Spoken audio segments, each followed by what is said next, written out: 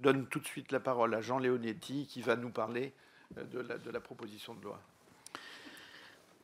Monsieur le Président, Mesdames, Messieurs, bien sûr, en préambule, je m'inscris dans les propos que vient de tenir Alain Claes sur ces sujets d'une rare complexité, d'une rare diversité. Il est normal que le doute existe. Ce doute dont M. Axel Kahn disait qu'il est utile et fertile doit à un moment donné passer à l'action. Et l'action pour un législateur, c'est de faire une proposition de loi. Dans ce contexte, nous savons aussi que tout le droit n'est pas dans la loi et que toute la vie n'est pas dans le droit. Et nous avons bien voulu insister ensemble pour dire que toute modification législative, si elle n'entraînait pas une réflexion approfondie du sujet de la fin de vie, de la mort, si elle ne limitait pas uniquement au problème médical nos fins de vie et notre finitude, aboutirait à ce que probablement dans 2 ans, dans 5 ans, dans 10 ans, on constate que la loi est mal comprise ou mal appliquée. Ce divorce entre des textes législatifs qui ont été rappelés et une situation dont tout le monde constate qu'elle est insatisfaisante résulte justement de ce divorce, de l'impossibilité d'aborder le tabou de la mort. Si on regarde le texte de 2005 et comment on l'a fait évoluer à la lumière des textes de 99 et de 2002 dans lequel il s'inscrit, dans la continuité desquels il s'inscrit. Ce sont des textes qui disent non-abandon, non-souffrance et non-acharnement thérapeutique. Les mots sont faciles à exprimer, sont plus difficiles à concrétiser. Je passerai sur le non-abandon dans un contexte qui est un contexte de cloisonnement médical et qui peut laisser penser que lorsqu'un médecin a fait le travail de sa spécialité, il considère que le malade ne le concerne plus. Mais le non-abandon, c'est aussi une société tout entière qui dit à l'ensemble de nos concitoyens, en lui donnant un modèle de force, de jeunesse, de rentabilité, que ce qui ne correspond pas à ce modèle est aussi inutile et donc doit être abrégé. On ne peut pas non plus ignorer que nous vivons dans une société du temps court et que le fantasme de cette société, c'est de raccourcir les temps et que le temps de la mort est un instant, mais que le temps du deuil et le temps de la fin de la vie sont des temps longs. Et cette société a pour objectif de raccourcir l'un et l'autre. Le deuil, c'est un problème sociétal et social, de convention, c'est aussi un problème personnel, mais l'agonie, c'est un problème à la fois médical, sociétal, et je dirais philosophique et politique. Est-ce que ce temps doit être raccourci? Quelle est l'utilité de ce temps? Et est-ce qu'il y a des temps inutiles? Si nous avançons dans le mal mourir qu'a évoqué Alain Claes, il faut aussi aborder le deuxième problème qui est la non-souffrance. Est-ce que la douleur est le seul élément de la souffrance? Non. Si on regarde les premières études de Sanders, on s'aperçoit qu'elle a défini pour la première fois une souffrance totale, globale, de la mort, du mourir, et que cette souffrance doit être prise en compte de manière globale. Il n'y a pas que la morphine en face de la douleur. Il y a une souffrance qui est une souffrance psychique. Il y a des souffrances qui peuvent être pires que la douleur physique. S'étouffer. 80% des étouffements en fin de vie ne trouvent pas de solution thérapeutique d'apaisement. Comme l'a dit Alain Claes, 80% d'entre nous n'auront pas accès, si nous étions en fin de vie, aux soins palliatifs. 12% des Français meurent encore avec des souffrances physiques importantes, alors que l'ensemble des médications peuvent facilement pallier ces difficultés. Je voudrais donc dans ce sujet aborder, si vous le voulez bien, les sujets qui font polémique ou qui font débat. Le premier sujet est un sujet qui s'appelle le double effet. je porte la responsabilité en partie de cette ambiguïté, puisque dans la loi de 2005, on abordait le double effet que dans la mesure où on déclarait qu'il fallait en informer le malade du risque potentiel qu'il y avait d'utiliser un médicament avec éventuellement comme effet secondaire d'abréger la vie. Le but, vous l'avez compris, c'était essentiellement d'empêcher de voir ces malades en train de souffrir alors qu'ils ont quelques heures ou quelques jours à vivre, avec le prétexte que la dose que l'on faisait était une dose qui était la dose limite ou toxique à l'intérieur du Vidal. Cet élément, pour autant, est porteur d'ambiguïté ou d'ambivalence, peut-être plus d'ambivalence d'ailleurs que d'ambiguïté. Et si nous savons tous qu'un traitement peut accélérer le décès, j'ai appris que les soins palliatifs, dans un tiers des cas, accélèrent le décès par les médicaments qu'ils mettent en place, mais dans un tiers des cas, ils rallongent la vie, et il n'y a rien de mieux pour raccourcir la vie que de laisser souffrir. Et puis, dans un tiers des cas, ils ne font ni l'un ni l'autre. Je me rappelle, je trouve que la terminologie qu'a utilisée le CCNE pour dire que ce débat, dans certaines circonstances, est un débat totalement byzantin. J'adhère totalement à cette vision. Il y a un devoir de la société par l'intermédiaire de la médecine qui est la non-souffrance dans les derniers instants de la vie. L'autre sujet, c'est le sujet de la sédation. Est-ce que j'ai le droit de dormir pour ne pas souffrir avant de mourir? Et là, nous nous sommes inspirés avec Alain Claes des textes de la Société française de soins palliatifs qui a défini les circonstances dans lesquelles la sédation pouvait être mise en place. Ce texte dit qu'il y a deux circonstances. D'abord, il faut être en phase terminale.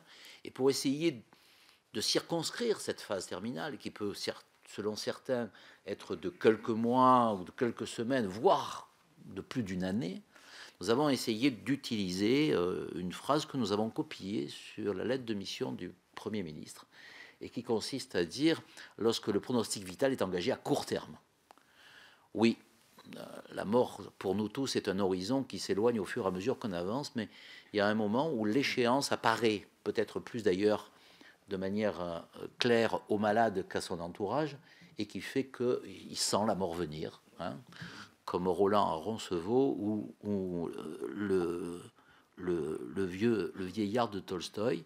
Et dans ces circonstances-là, cette échéance est une échéance qui, à mes yeux, continue à avoir un espace d'utilité, mais en même temps un espace dans lequel toute la médecine et toute la société doit être portée pour empêcher que cette situation soit, pour faire en sorte que cette situation soit la moins douloureuse possible. Si j'utilise le mot de moins douloureuse possible, c'est bien pour que nous ne soyons pas dans une ambiguïté d'un fantasme qui considérerait que nous pouvons avoir des morts heureuses. Il n'y a pas de mort heureuse. Voilà. C'est un très joli texte de Camus, que j'invite tout le monde à lire, mais la mort heureuse, même si elle est heureuse pour celui qui s'en va, elle va au moins entraîner la tristesse et la souffrance de ceux qui restent, et donc il n'y a pas de possibilité. C'est un objectif de non-souffrance, mais ce n'est pas un objectif de béatitude. En tout cas, si nous revenons sur le problème de la sédation, nous voyons qu'il y a deux circonstances. Il faut que la mort soit imminente. La deuxième circonstance, il faut que les souffrances soient réfractaires. Qui dit que la souffrance est réfractaire? Le médecin ou le malade? Bien, il a quand même peu tendance à penser que sur quelque chose qui est éminemment subjectif, et même si nous avons des critères assez précis pour définir la douleur à l'heure actuelle, c'est quand même le malade qui dit que la souffrance est réfractaire. Et donc, ce n'est pas qu'un devoir d'un médecin vis-à-vis de son malade, c'est aussi un droit d'un malade qui est dans la plus grande vulnérabilité, puisqu'il est en fin de vie, et qui a droit à réclamer de ne pas souffrir. Et s'il n'y a plus que ce moyen, en phase terminale, est un moyen qui est légitime. Comme le terme est terminal peut avoir une ambiguïté, est-ce que nous sommes en phase terminale ou nous sommes à but terminal? Là aussi, ambiguïté peut-être de façade. Il y a des médicaments qui tuent, le chlorure de potassium, le curare, et il y a des médicaments qui soulagent ou qui sédatent, la morphine, l'hypnovelle. Nous avons essayé de ne pas mettre les doses utilisées et les médicaments autorisés à l'intérieur du texte législatif, mais rappelons quand même que pour tuer quelqu'un avec des sédatifs, il faut utiliser quand même des doses très, très importantes, et que donc l'intentionnalité qui est évidente apparaît vite lorsque l'on voit les doses utilisées. Est-ce que je veux faire mourir ou est-ce que je veux soulager? Et si j'enlève l'ambiguïté ou l'ambivalence, ou le débat, le faux débat, qui consiste à dire est-ce que quand je fais ça, est-ce que j'accélère la mort? Eh bien, on voit très bien que à ce moment-là, je soulage. Oui, je soulage parce que j'utilise des médicaments qui soulagent. Le risque, vous le savez tous, c'est de retourner au statu quo des années il y a 40 ans, lorsque on soulageait tellement vite et tellement fort qu'en réalité, avec des cocktails lithiques, on accélérait la mort. Donc on ne va pas revenir à ce que le professeur Goldwasser disait, un ex-progrès devenu ringard. Cocktail lithique, c'était peut-être, et Dieu sait si les gens de ma génération les ont utilisés, c'était peut-être la moins mauvaise solution possible dans des situations inextricables. Mais aujourd'hui, les soins palliatifs ont montré les progrès humains, mais aussi les progrès scientifiques et techniques qui permettent justement d'éviter cette souffrance vue dans sa globalité. Donc oui, c'est en phase terminale et devant des traitements réfractaires qu'on a le droit, et nous le pensons sincèrement, que ce devoir des médecins doit se transformer en droit des malades. On a le droit de dormir avant de mourir pour ne pas souffrir. La deuxième question, c'est la question de l'arrêt des traitements. Je passerai très rapidement sur l'arrêt des traitements. Est-ce qu'un traitement qui apporte de la nutrition dans une sonde gastrique ou par une chirurgie, par une gastrostomie ou par une perfusion permanente, est-ce que c'est un traitement? Bon, oui, c'est un traitement. Et il y a aussi une certaine idée de la nutrition et de l'hydratation qui fait que ceci ne pourrait jamais être arrêté alors qu'on pourrait arrêter la respiration. Vous n'avez jamais entendu qui que ce soit dire que lorsqu'on arrête un respirateur, le malade s'étouffe. Parce que justement, les soins palliatifs sont là pour empêcher cette sensation désagréable.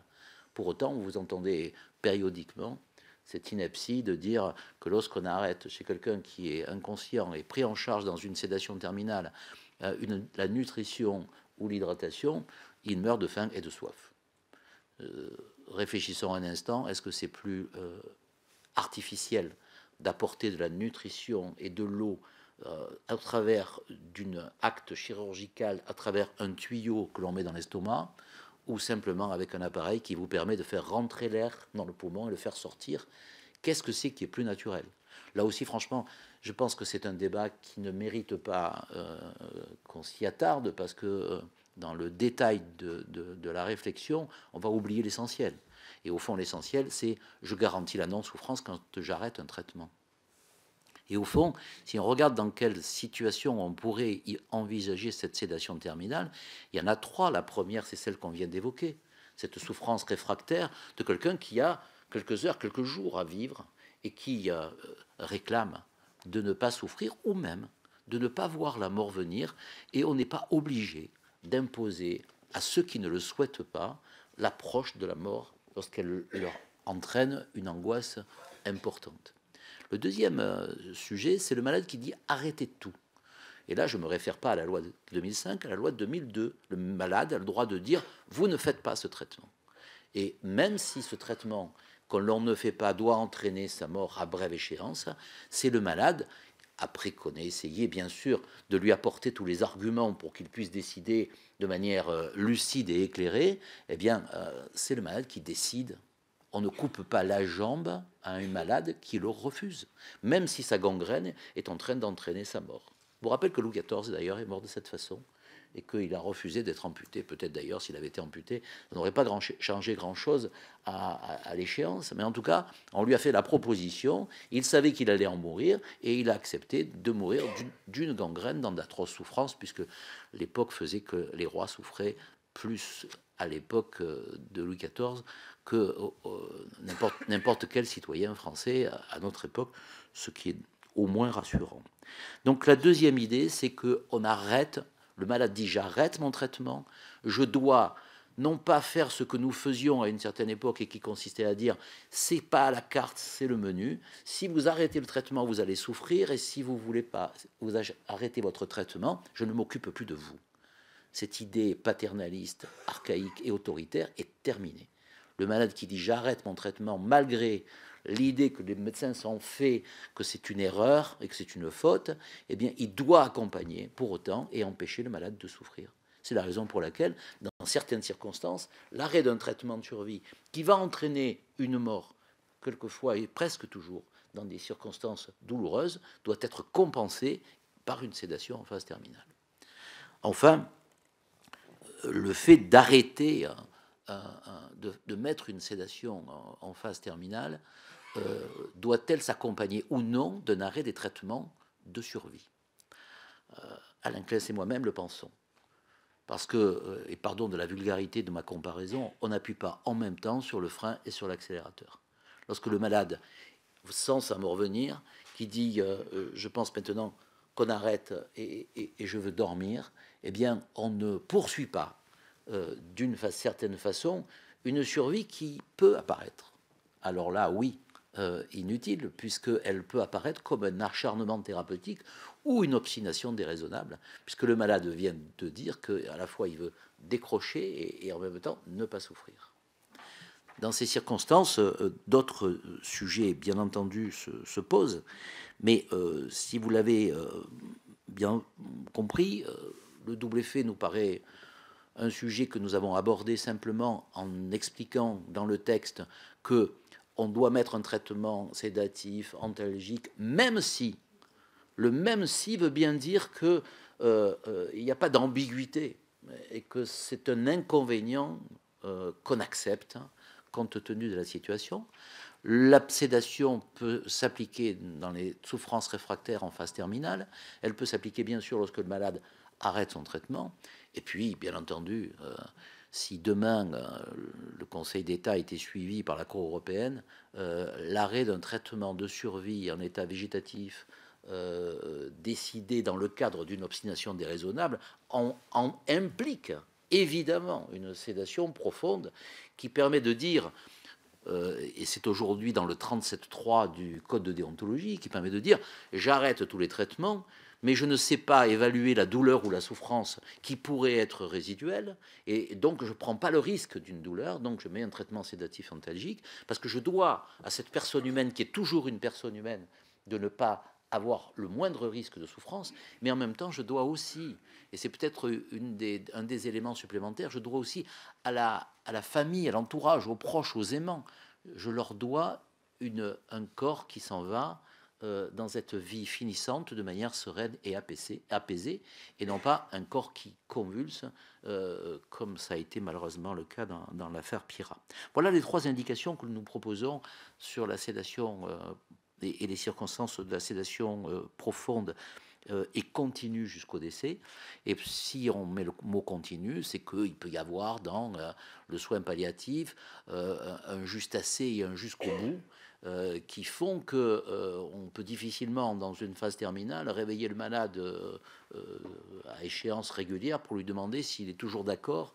Il y a un moment où la volonté échappe, et c'est bien la difficulté de la sédation en phase terminale, c'est qu'on se trouve dans une situation où on n'a plus de rapport avec le malade. Il dit plus rien.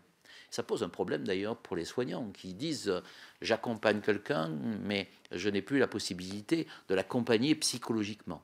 Mais il y a un moment aussi où la volonté de la personne prime sur cet équilibre compliqué du dialogue entre le souffrant et le sachant.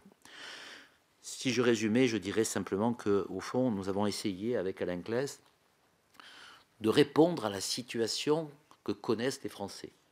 Parce que l'éthique, c'est une réflexion remplie de doutes, mais c'est aussi un praxis grec qui doit à un moment donné décider.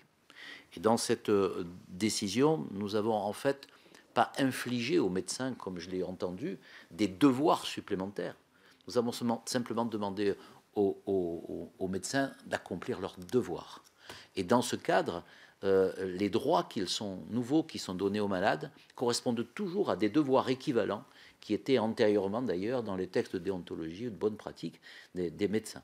C'est dire que nous ne sommes pas dans une transgression qui ferait imposer aux autres l'espace de liberté que l'on aurait conquis pour les malades. On est au contraire dans une convergence de bienfaisance qui répond donc aux lois de 99, 2002 et 2005 et qui permettent un franchissement supplémentaire pour arriver à ce que ce mal mourir qui existe en France puisse s'atténuer ou disparaître, en rappelant une dernière fois que, comme Montesquieu le répète souvent dans ses textes, les lois ne suffisent pas à changer les mœurs, et les mœurs ne doivent pas toujours imposer les lois, mais que si les lois sont en divorce avec les mœurs, elles ont quelquefois quelques difficultés à s'appliquer. C'est la raison pour laquelle, je le répète, ce texte législatif, s'il était adopté, et avec Alain Claes nous le souhaitons fortement, il faudrait qu'il s'accompagne d'une révolution qui fasse que cette société sorte du déni de la mort, accepte sa finitude, que ce soit pas une société uniquement du temps court, de la réaction par rapport à la réflexion, qu'elle réfléchisse comment une société, comment une civilisation, comment une culture s'inscrit dans la transmission, et que les morts continuent à vivre dans le cœur des vivants. C'est peut-être ça aussi qu'il faudra que la pratique médicale, mais aussi l'ensemble de la société avance sur ces approfondissements nécessaires. Pardon d'avoir été un petit peu long, Monsieur le Président. Merci.